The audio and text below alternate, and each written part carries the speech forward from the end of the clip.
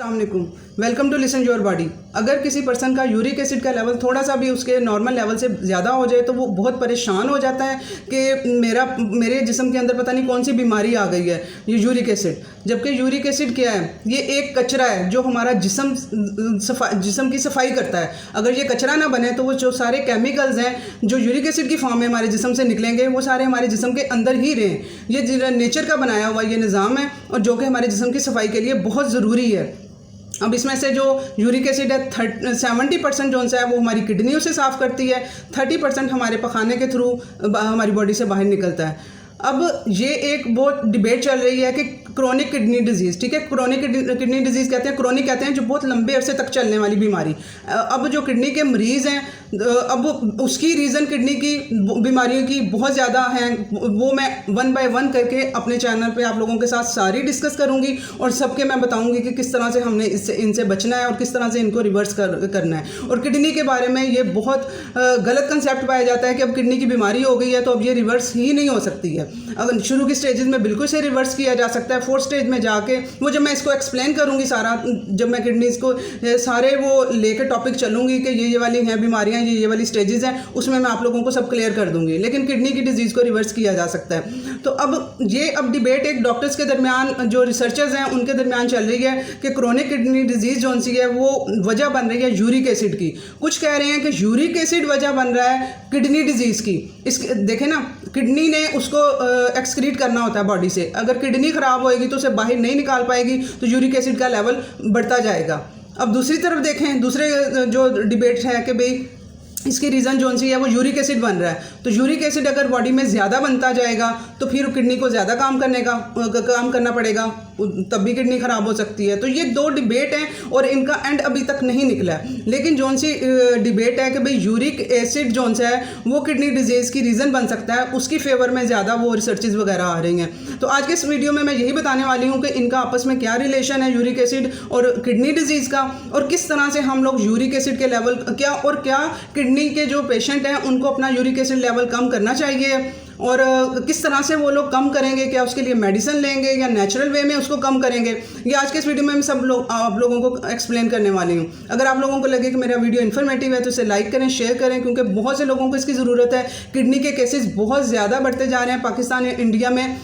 अब हम लोग अवेयरनेस हासिल करके शुरू की स्टेजेस में ही अपने जो उनसे ये किडनी के इश्यूज़ हैं उनको रिवर्स कर सकते हैं, क्योंकि जब बाद में वो सीवियर कंडीशन चली जाएगी तब फिर डायलिसिस पे बात आ जाती है। वहाँ पे फिर हॉस्पिटल्स के चक्कर लगाना वो एक अलहदा से टेंशन मरीज़ के लिए भी बना होता है, उसके घर वालों के लिए भी, और ये एक बहुत महंगा ट्रीटमेंट है और इसकी जो अजियत है वो एक अलहदा से है। तो इस वजह से इसकी अवेयरनेस लोगों को होना बहुत ज़रूरी है और मैं इंशाल्लाह ताला अपने चैनल के थ्रू आप सब लोगों को इसकी पूरी इन्फॉर्मेशन दूंगी। आहिस्ता आहिस्ता करके आप लोगों को हर टॉपिक को, हर बीमारी को आप लोगों के साथ लेके चलूँगी।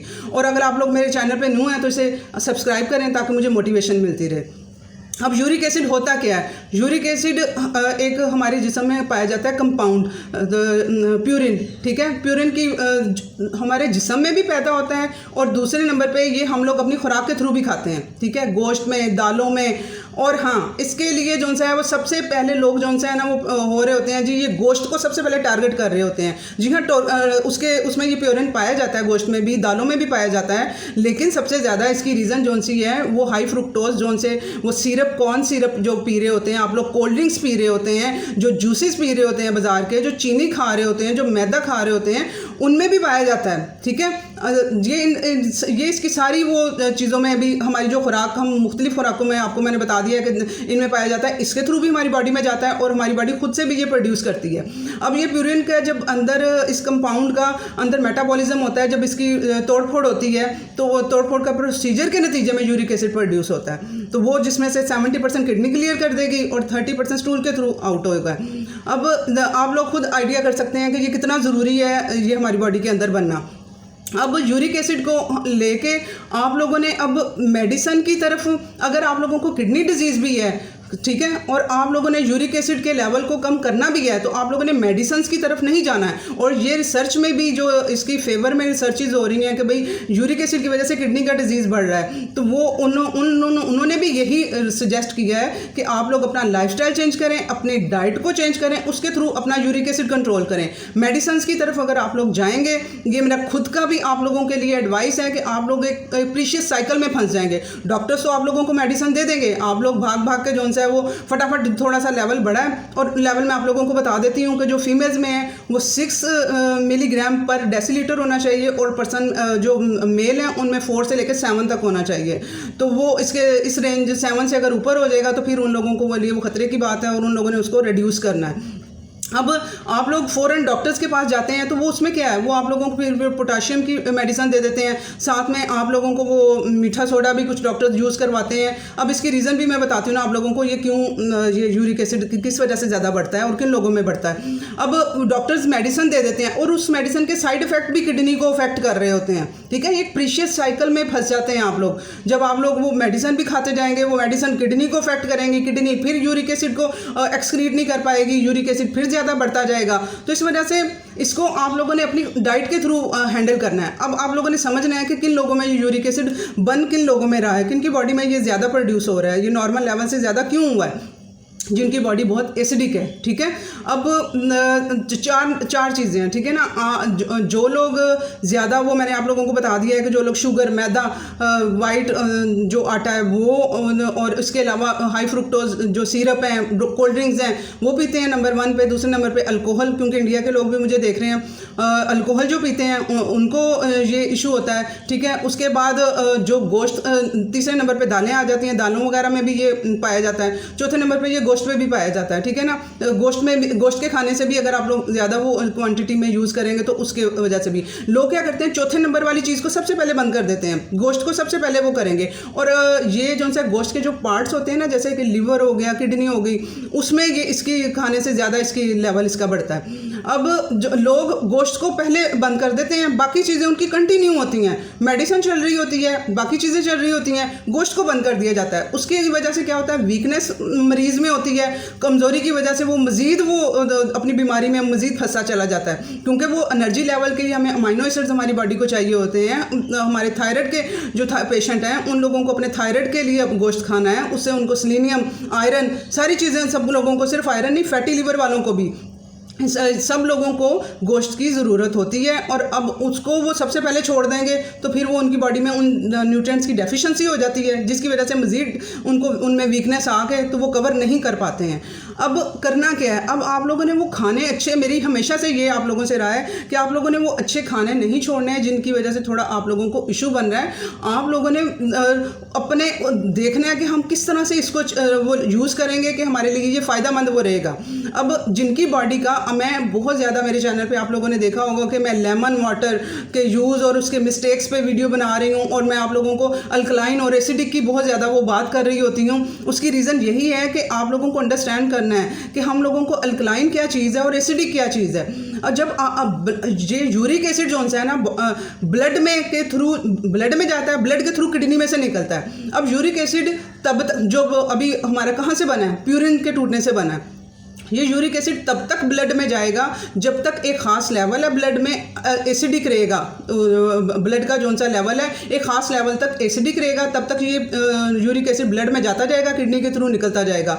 लेकिन जब उस लेवल से एसिडिक ज़्यादा हो जाएगा आप लोगों का ब्लड, फिर वो अब उसको नहीं लेगा, यूरिक एसिड ब्लड में नहीं जाएगा, ब्लड उसे एक्सेप्ट नहीं करेगा, भाई मेरी लिमिट अब पूरी हो चुकी हुई है, मैं अब तुम्हें एक्सेप्ट नहीं कर सकता हूँ। तो वो फिर यानी कि ब्लड एसिडिक ज़्यादा हो जाएगा तो यूरिक एसिड को वो नहीं स्टोर करेगा, नहीं पकड़ेगा और नहीं वो जिस्म से बाहर निकालेगा। तो यूरिक एसिड फिर कहाँ जाएगा, ज्वाइंट्स में, हमारे बॉडी के जितने भी ज्वाइंट्स हैं वहाँ पे जाकर डिपॉजिट होना शुरू हो जाता है। इसी वजह से जोड़ों में दर्द, पूरे जिस्म में जो यूरिक जो अर्थराइटिस और गाउट के जो पेशेंट हैं वो भी इसी से रिलेटेड, और ये सारा आपस में इनका रिलेशनशिप है, ठीक है ना। अब वो क्या है, ज्वाइंट्स में जाकर वो डिपॉजिट हो जाएगा, उसके क्रिस्टल्स बन जाएंगे, किडनी में उसके क्रिस्टल्स बन जाएंगे यूरिक एसिड के, ब्लड में तो नहीं जा रहा है, वो जाकर जो एक्स्ट्रा होगा किडनी में भी जाकर स्टोन बना देगा। किडनी में एक स्टोन, बाकी जो होते हैं वो मैं फिर दूसरी वीडियो में बात करूँगी, इसमें मैं बात बात करूँगी कि यूरिक एसिड के स्टोन किडनी में भी बनते हैं और हमारे जो जॉइंट्स हैं वहाँ पे भी बन सकते हैं, और उसकी रीज़न ये होगी कि अगर आपका ब्लड ज़्यादा एसिडिक होगा।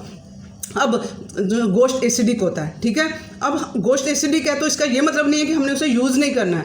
आप लोगों ने उसको पकाते हुए उसे सब्जियों के साथ उसे अल्कलाइन करें, उसे वेजिटेबल्स के साथ यूज़ करें, ठीक है, potassium rich green leafy vegetables, उसे कद्दू टिंडे ये इन सब्जियों के साथ यूज़ करें ताकि वो अल्कलाइन हो जाए, गोश्त पकाते हुए आपका अल्कलाइन हो जाए। उसके बाद आप लोग अपना जिस्म का जो सा ब्लड का लेवल है, एक तो आप जो खाएंगे उसको आपने अल्कलाइन कर लिया, दूसरे नंबर पर आप अपने ब्लड को अल्कलाइन करें, ठीक है। बाहर से जो चीज़ लेके जा रहे हैं उसको भी आपने अल्कलाइन कर दिया, उसको सब्जियां उसमें शामिल करके, उसके बाद वो शोरबा बना के और ग्रेवी टाइप करके, उसके बाद आपने दूसरे नंबर पे अपनी बॉडी को अल्कलाइन करना है, अपने ब्लड को अल्कलाइन करना है। उसके लिए मैं आप लोगों को सुबह सुबह ही आपकी बॉडी को अल्कलाइन कराती हूँ। मैं कहती हूँ कि लेमन वाटर पीना है, ठीक है ना। आप लोग मेरा वीडियो जो उनसे 2 मैंने लेमन वाटर पे किए हुए, एक लेमन वाटर यूज़ पे और उसकी मिस्टेक जो हम करते हैं लेमन वाटर पीने के, वो आपको डिटेल के साथ वहाँ से पता चल जाएगा। और अल्कलाइन करना है आप लोगों ने अपनी बॉडी को। यूरिक एसिड के जो पेशेंट हैं, अर्थराइटिस के पेशेंट हैं, जो गाउट के पेशेंट हैं, उन लोगों ने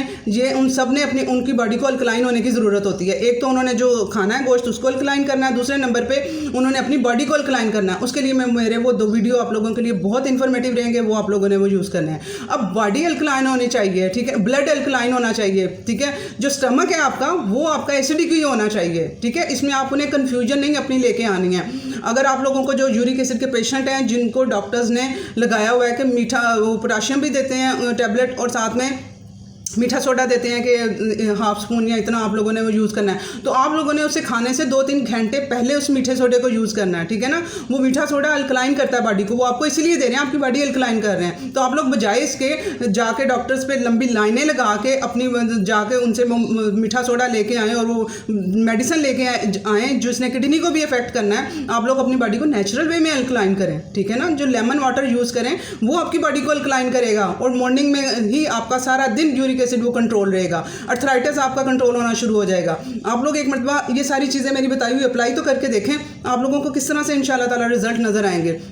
तो वो आप लोगों ने जो कर रहे हैं यूज़, उनको मैं बता रही हूँ कि उनका जो स्टमक का इशू उनको आ जाएगा, वो अल्कलाइन आपके स्टमक को भी कर देगा। हमने स्टमक को अल्कलाइन नहीं करना है, स्टमक को एसिडिक ही रहने देना है। सारी बीमारियों की जड़ ही हमारी स्टमक से स्टार्ट हो रही है, डाइजेशन हमारी डिस्टर्ब हुई है। लोगों को अल्कलाइन और एसिडिक का पता ही नहीं है और इसमें कन्फ्यूज़ हो रहे होते हैं। ब्लड को अल्कलाइन होना है और स्टमक को जो सा है वो एसिडिक होना है। वो एक तो आप लोगों ने वो करना है, ये हो गया। उसके बाद जो दालें हैं, ठीक है, दालें भी वो लोग छोड़ देते हैं, जी हमने दाल नहीं खानी, हमारा तो यूरिक एसिड बढ़ा हुआ है। आप लोगों ने दालों को 5 से 6 घंटे के लिए भिगोना है, उससे उसकी जो प्रोटीन है वो भी डाइजेस्टेबल हो जाएगी और वो अल्कलाइन में भी थोड़ा वो कन्वर्ट हो जाएगा और उसे अच्छी तरह से गलाना है। अच्छी तरह से पका के खाएंगे तो ये उसका जो उससे आप लोगों का यूरिक एसिड नहीं बढ़ेगा। और वो प्रोटीन है, गुड प्रोटीन लेनी है। आप लोग जो यूरिक एसिड के पेशेंट हैं वो प्रोटीन्स अपनी छोड़ देते हैं, जो कि बहुत गलत कर रहे होते हैं, बहुत वीकनेस की तरफ जा रहे होते हैं, ठीक है। और किडनी के फिर इसी तरह से वो किडनी के पेशेंट्स में इतनी ज़्यादा वीकनेस उनमें आ जाती है और फिर किडनी में पोटाशियम का लेवल भी इसी वजह से फिर वो बढ़ता घटता है कि वो साथ में मेडिसिन यूरिक एसिड के लिए ले रहे होते हैं। मैं वो बता रही हूँ ना, एक प्रीशियस साइकिल बन जाता है। इस वजह से आप लोग इसको अपनी डाइट के थ्रू, अपने लाइफस्टाइल को चेंज करके ये सारी चीज़ें आप लोगों ने चेंज करनी है। उसके बाद आप लोगों को ये मैंने चीनी, ये हाई कॉर्न सिरप, ये आप लोगों ने नहीं यूज़ करने हैं। ये प्यूरिन बनाते हैं, ये क्रिस्टल्स बनाते हैं इसकी यूरिक एसिड की। तो आप लोगों ने इन चीज़ों को बिल्कुल कट ऑफ कर देना है। आप लोगों ने गोश्त दालों को कट ऑफ नहीं करना है। आप लोगों ने कट ऑफ अगर किसी को करना है इस चीज़ को, तो अपने ये सोडास को, अपने ड्रिंक्स को, अपनी चीनी को जो सा बिल्कुल ख़त्म करें। अगर लोग नहीं कर सकते स्टीविया पे आ जाएं। स्टीविया भी नेचुरल फॉर्म में आप लोगों ने लेना है, ठीक है ना। वो ग्रीन लीव्स में हो जाए या उसका सिरप आप लोगों को ग्रीन फॉर्म में मिलेगा, वो फॉर्म में आप लोगों ने यूज़ करना है, जो चीनी के मीठे के बगैर नहीं रह सकते हैं। तो आप लोगों ने और होल ग्रेन आटों पे आएँ, ठीक है। आप लोग और आटों को होल ग्रेन पे आएँ और चक्की के आटे आप लोग यूज़ करें। आप लोग वाइट आटा यूज़ कर रहे होते हैं सिर्फ रोटी की, कि अच्छी शेप उसकी और वो अच्छा वो नज़र लुक अच्छी आती है उसकी रोटी की। उससे थोड़ी सी होल ग्रेन से थोड़ी डार्क कलर हो जाता है, लेकिन वो आपके लिए यूरिक एसिड आपका नहीं बढ़ने देगी, आपकी बॉडी को क्लीन भी करेगी, ठीक है। और इसके अलावा आप लोग अपने इसमें दूसरे जौ का आटा और दलियों की आदत डालें। दलिए आप लोगों ने खाने हैं और अंडे आप लोगों ने बंद नहीं करने हैं। आप लोगों ने अपनी बॉडी को अल्कलाइन करना है। एग्स वगैरह जो उनसे ना, एग में यूरिक एसिड बहुत कम प्रोड्यूस करता है बॉडी में, ठीक है ना। एग की वजह से बहुत कम बनता है। इसी वजह से मैं आप लोगों को कहती हूँ नाश्ते में आप लोग 2 अंडे लिया करें और उसमें ग्रीन जो सी हैं वेजिटेबल्स डाल के आप उसको बनाया करें। आपकी बॉडी भी अल्कलाइन होगी, साथ में आप लोगों को वो यूरिक एसिड भी नहीं प्रोड्यूस करता है। एग्स जो से हैं वो यूरिक एसिड नहीं देते हैं। तो वो इस वजह से आप लोग अपनी डाइट को बैलेंस करना सीखें कि हम लोगों ने अच्छा, हम अपनी ताकत के लिए हम ये प्रोटीन के लिए थोड़ा एग से ले लेंगे, थोड़ा गोश्त से ले लेंगे, थोड़ा दालों से ले लेंगे, थोड़ा सब्जियों से ले लेंगे, तो वो सारी चीज़ें बैलेंस हो जाएंगी। तो फिर ये इशू नहीं बनेंगे आप लोगों की किडनी जो इतनी स्वेयर कंडीशन और ये बहुत अजियतनाक बीमारी बन जाती है एंड पे आके। और इसके अलावा अब आप लोगों की स्लीप अच्छी होनी चाहिए, अपनी नींद पे काम करना सीखें, ठीक है। 7 से 8 घंटे सोएं, भरपूर नींद अपनी लें। उसके अलावा एक्सरसाइज, रात को खाने के बाद वॉक, और आप लोगों ने अपनी एक्सरसाइज लाइफ में एक्सरसाइज को ज़रूर इंप्लीमेंट करें, क्योंकि एक्सरसाइज से भी जो सा यूरिक एसिड का लेवल वो मेंटेन होता है। जो क्रिस्टल्स बने होते हैं वो बॉडी से निकलते हैं। मेरे चैनल पे एक्सरसाइजेज की वीडियोस भी हैं यूरिक एसिड, गाउट, अर्थराइटिस के पेशेंट के लिए। वो स्टार्ट करें अपना और उसे अप्लाई करना स्टार्ट करें, और प्लीज़ इसे शेयर करें, बहुत से लोगों को इसकी ज़रूरत है। अल्लाह हाफिज़।